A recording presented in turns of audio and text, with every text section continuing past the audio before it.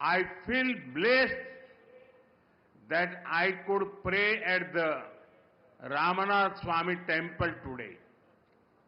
On this special day, I got the opportunity to hand over development project worth 8,300 crore rupees.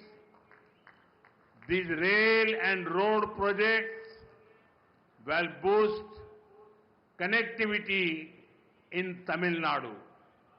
I congratulate my brothers and sisters in Tamil Nadu for these projects. நண்பர்களே, ராமநாத சுவாமி ஆலயத்தில் இன்று வழிபட்ட போது ஆசிகள் நிரம்ப பெற்றவனாய் நான் உணர்ந்தேன்.